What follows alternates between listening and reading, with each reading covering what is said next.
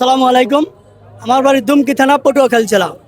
যেহেতু আমি ওখান থেকে এখানে আসার কারণে হলো আমাদের বাংলাদেশ জাতীয়তাবাদী দল বিএনপির পোশাক, এটি ধানের শীষের পোশাক। যেহেতু ধান দিয়ে পোশাক বানানো যায়, সেই জন্য আমি এই ধান দিয়ে পোশাক বানিয়ে মেসেজ দিয়েছি বাংলাদেশের জনগণের প্রত্যেকের হাতে হাতে এই ধানের শীষের এই পোশাকটা তৈরি করে আমি পৌঁছাই দিয়েছি।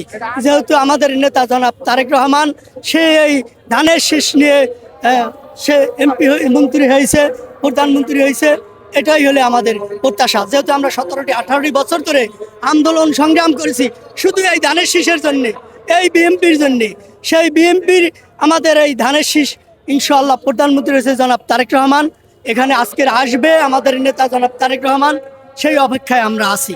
ঝড় তুফান বন্যা বৃষ্টি যাই হোক না কেন আমরা এখানে দাঁড়িয়ে তাকে সম্বর্ধনা দেব, এটাই হলো আমাদের আশা। 20 কেজি ধান আছে, বিভিন্ন জেলায় আমার এই প্রোগ্রাম করছি, কিন্তু প্রত্যেকটা মিডিয়ার কাছে আমার আছে যে 20 কেজি ধান দিয়ে আমি পোশাক তৈরি করেছি। আমি 1 সপ্তাহ তৈরি করি এই পোশাকটা, যেহেতু আমি নিজেই তৈরি করি, ক্ষেতের থেকে ধান কাটি আনি, বাইসা গুছো কমপ্লিট করে পোশাক বানাইতে আমার 1 সপ্তাহ সময় লাগে। মোহাম্মদ ইউনুস হাওলাদার, দুমকি থানা, পটুয়াখালী জেলা।